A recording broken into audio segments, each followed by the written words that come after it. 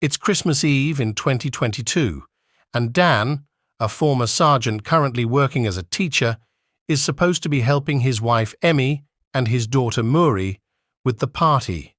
Instead, he's on the phone trying to apply for his dream job at a lab, but unfortunately, his application is rejected. After throwing a disappointed tantrum outside, Dan joins his daughter on the couch and reminds her to do what nobody else is willing to do. The family then watches an important soccer match, but the game is suddenly interrupted when a glowing cloud of smoke and electricity appears on the field and people start coming out of it. These people look like soldiers, and they're led by Lieutenant Hart, who informs everyone that they come from the year 2051. An alien species known as the White Spikes have invaded Earth, and most of humanity has been wiped out. So these soldiers are here to ask for people to travel to the future with them and help them fight the war. As months pass, countries all over the world send as many soldiers as they can, but it seems it's never enough. The future keeps asking for more people, and only a quarter of those who go come back.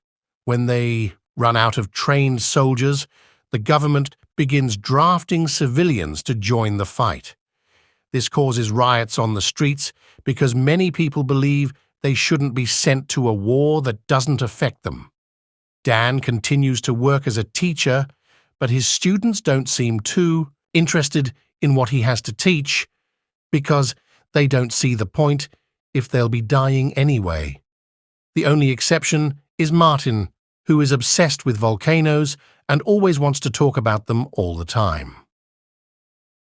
At that moment, Dan receives an important message on his phone. He's been drafted. Dan goes to the military facility and he's put through some tests that confirm he'll be able to join the fight because he'll be dead in 7 years. Suddenly Dan feels a painful sensation on his arm and discovers they've put a metal device on his arm. He's informed that the device will keep track of him in the future. After 7 days of touring, the device will bring him back. Afterward, Dan goes to tell Emmy the news, and she immediately decides they should run away. Dan points out he can't get rid of a government tracker, so Emmy begs him to talk to his dad, who Dan hasn't seen since he was abandoned as a kid.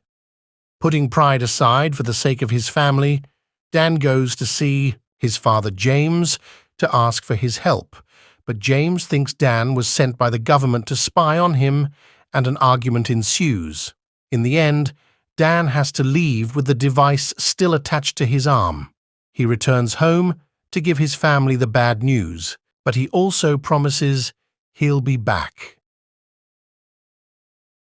The next day, Dan goes to the training facility where he befriends a scientist named Charlie and a fighter called Dorian, who is going back for his 3rd draft.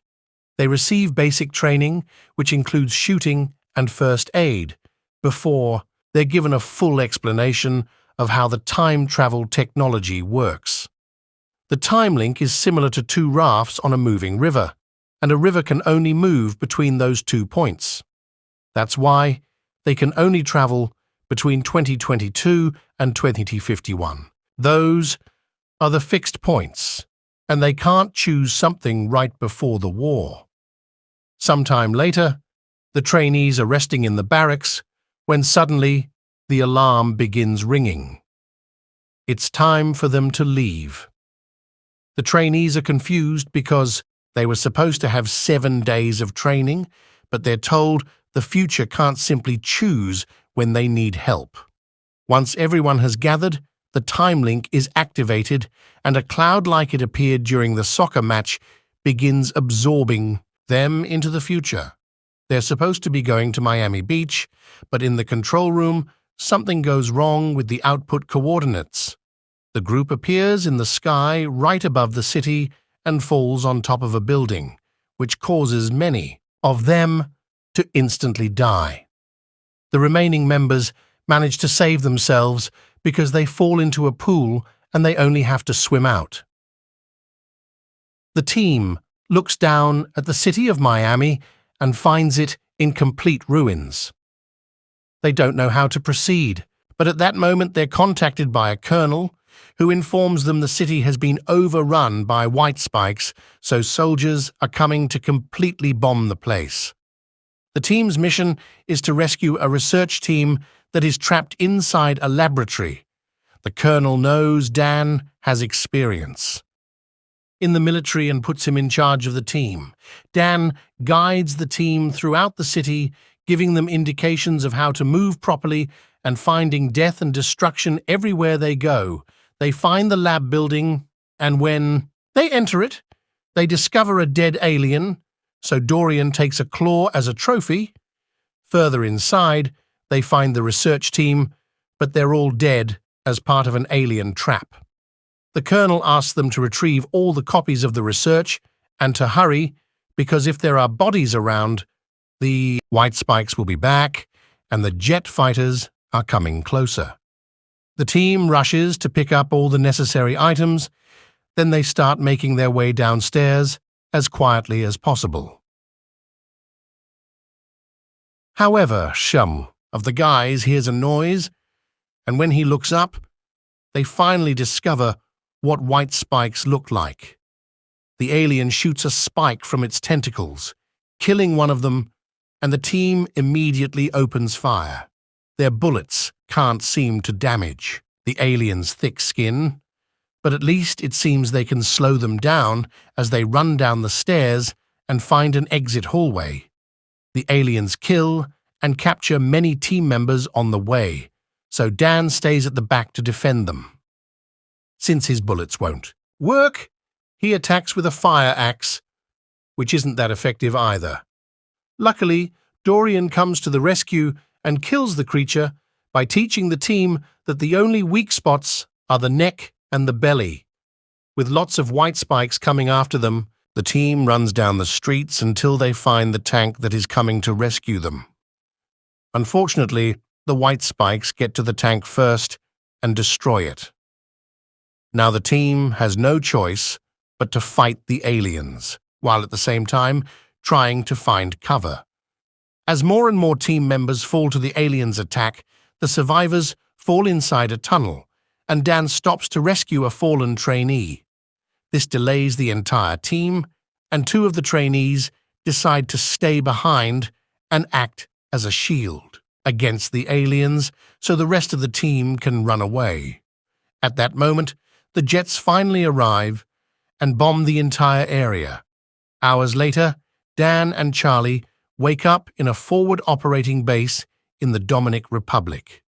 They find Dorian, who informs them the rest of the team is dead, and scolds Dan for having stopped to help a fallen person, which put in danger anybody else.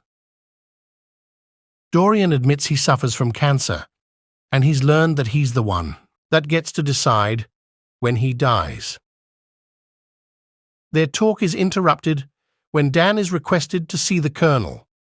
When he hears another soldier refer to her by her surname, Dan is shocked to realize this is an older Muri. She grew up to be a scientist, and she's the lead researcher in the R-Force, which she created herself. Muri explains she didn't bring Dan to see her father again, she actually needs his help with something.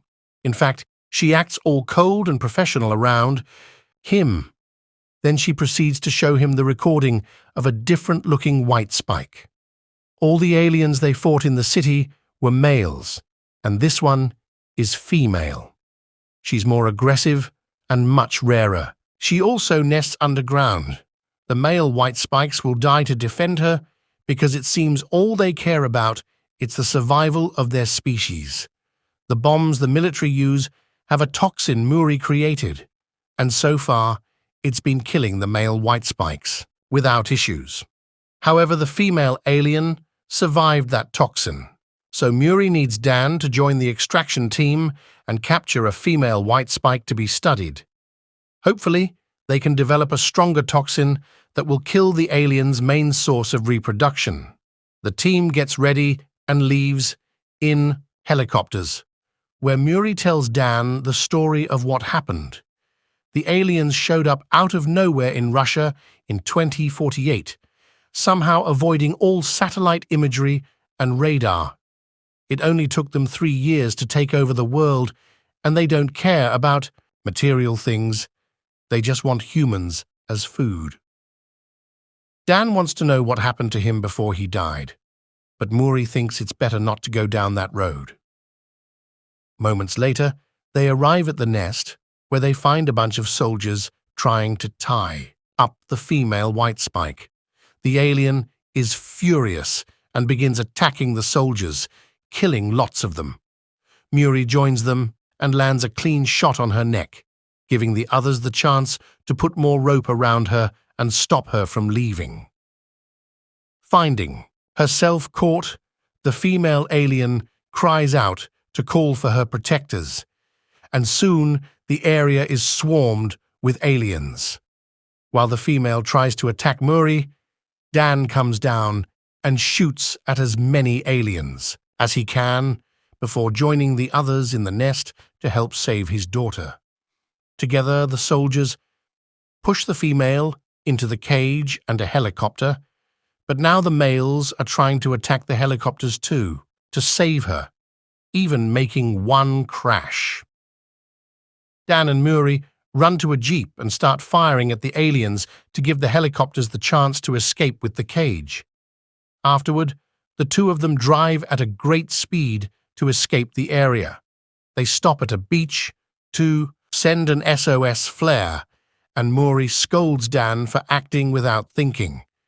Dan just wants to protect her, but Muri doesn't believe him and explains he left the family when he was 12 because the depression of not working on what he wanted hit him hard.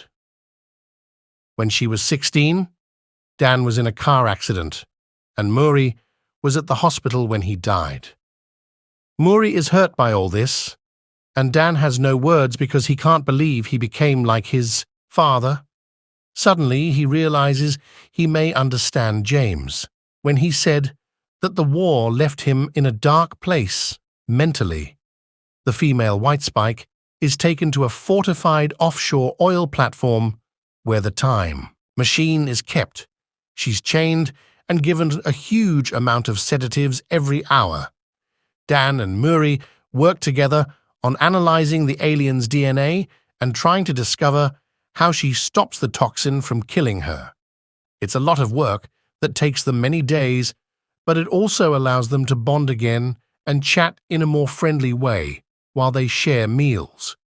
The night before Dan has to leave, he tells Muri that he's proud of her and that her mother would have been proud too.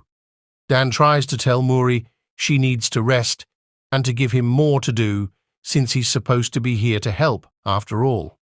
Muri takes the chance to finally explain why she brought him here. Once she finds a way to make a stronger toxin, he needs to take it back to the past to mass produce it and get it ready for when the aliens arrive. That's why she's working like crazy to finish tonight. She needs to be done before he leaves.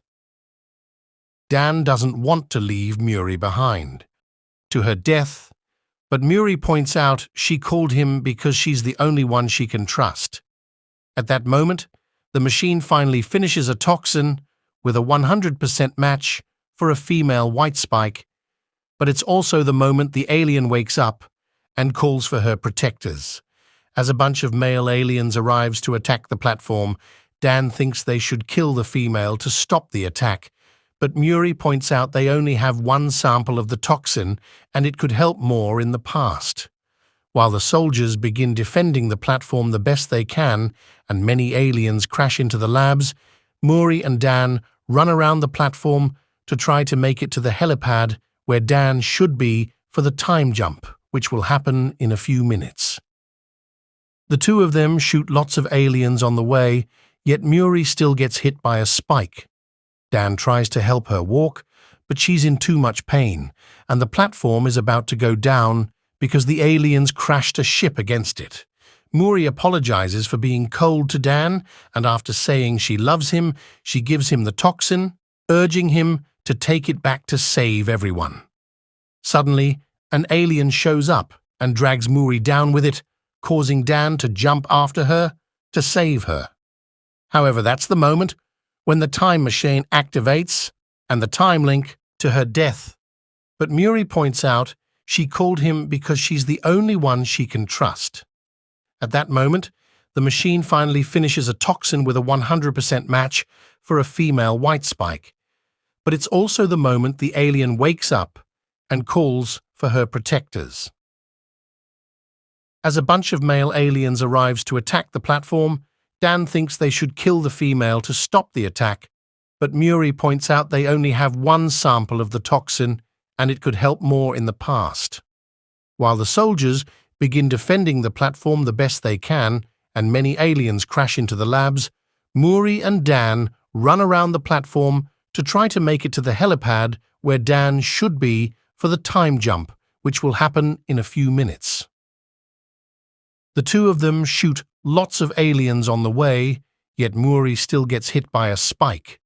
Dan tries to help her walk, but she's in too much pain, and the platform is about to go down because the aliens crashed a ship against it.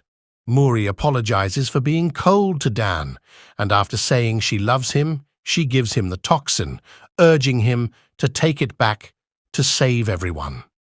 Suddenly, an alien shows up and drags Muri down with it, causing Dan to jump after her to save her. However, that's the moment when the time machine activates and the time link. The aliens attack Russia in 2048, but nobody sees the ships arrive. Maybe that's the year they start moving, but they arrive before, and nobody notices because it's in the middle of a frozen nowhere in Russia, so they need to start looking at years before that. The next day, Dan immediately jumps into action. He visits Dorian and convinces him this isn't over yet. Then they take Dorian's trophy claw to the lab Charlie works at. Charlie confirms there's sediment on the claw that looks like volcanic ash that came from either China or Korea. They don't understand how Asian ash can end up in Russia, meaning they need to ask a volcano expert. Next, Dan goes to see his student Martin, who explains there was a huge volcanic eruption in Asia thousands of years ago. If the ash was blown by the wind, it could have gotten caught in Russian waters, which eventually became ice. This means the creatures have always been here on Earth, frozen under hundreds of layers of ice. That's why they never saw the ships arrive. The reason why they wake up in 2048 is that's when climate change finally finishes melting all the polar ice. They take this theory to the government, but since they don't have any proof, they aren't given the resources to find the alien nest. They need to do this the illegal way, and Dan knows just the right person, his father James, who has been living off the grid for years and has his own plane. Hearing Dan say, "I need your help," convinces James to help with the mission, no matter how crazy it sounds. Dan also gets in contact with Harte, who worked with Muri in the future and is ready to finish her beloved leader's mission. Harte brings a few soldiers with her, plus plenty of weapons and some copies of the toxin. The team travels to Russia, and Charlie promises this time he won't hide. When they make it to the Academy of Sciences glacier, they begin looking around the area for signs of anything strange. They stop when they discover their machines are going crazy because there's a weird magnetic field surrounding them. Using lots of explosives, the team opens a hole in the ground and enters an ancient cavern, where they finally find the frozen spaceship. Dan points out that entering the ship is extremely dangerous and they could go tell the government they've found proof, but everyone agrees the government has been useless and it's up to them to make things right. They use a chainsaw to cut through the ice, and the team enters the ship while leaving Charlie and James outside in case something tries to escape. The group reaches the cockpit and realizes this is a crash site. The aliens never intended Earth to be their destination. Surprisingly, the body of the pilot isn't a white spike. They go into another room and find the actual white spikes inside a series of biopods, which makes them realize they're cargo. They're bioengineered creatures that were used by the pilot's alien race as weapons to colonize other planets. The team begins injecting the pods with the toxin and watches the white spikes wriggling in pain, confirming the toxin kills them. However, their cries also wake up the aliens that haven't been injected yet, causing them to break their pods and attack. The team shoots as many as they can, but some of them manage to escape. Dorian points out they have no choice but to blow up the ship, so he gives Dan his claw and accepts to stay behind to activate the bomb once everyone is out. James begins shooting at the aliens that escape, but Charlie's weapon gets stuck, and he begins killing the creatures with the chainsaw. Dan makes it outside and warns them to run away, while Hart and the others are swarmed by a huge colony of aliens. Not being able to wait anymore, Dorian makes the bomb explode, bringing every creature down with him and dying on his terms like he wanted. Dan, Charlie, and James get out of the cavern before the explosion hits them, but James explains he saw an alien with a red belly escape. Dan realizes that's the female, so they split up to go after her. The Queen finds one of them and attacks, but it turns out it's a snowman covered in clothes that James put up as a trap. When the Queen goes after him instead, Dan shows up to hit her with his snowmobile, then father and son being shooting together until they push the Queen off the edge of the cliff. They know she isn't dead yet, though, and get ready for her return. When the Queen attacks again, she pushes them to separate them, then shoots a spike at Dan before going after him. Dan uses that same spike to stab her mouth, and James uses the chance to hit her with an axe, leaving her blind. The Queen begins thrashing around in desperation, and Dan takes the chance to inject the toxin into her leg. However, the Queen removes that leg so the toxin can't spread in her body. When the Queen tries to go after Dan, he gets a grenade ready to bring her down with him. But at that moment, James raises his wounded hand to make the aliens smell his blood and go after him instead. Dan refuses to lose his father after they reunited, so he jumps on the Queen and slices her neck with Dorian's claw. After hitting her a few more times, he takes out the last vial of toxin and inserts it in her mouth before kicking her down the cliff again. The Queen crashes against a big rock and finally dies. The next day, newscasts all over the world report an explosion in Russia that killed a bunch of aliens, and the government tries to take credit for it. Dan returns home and reunites with his family, finally allowing James to meet his granddaughter. Now they can all work together for a better future.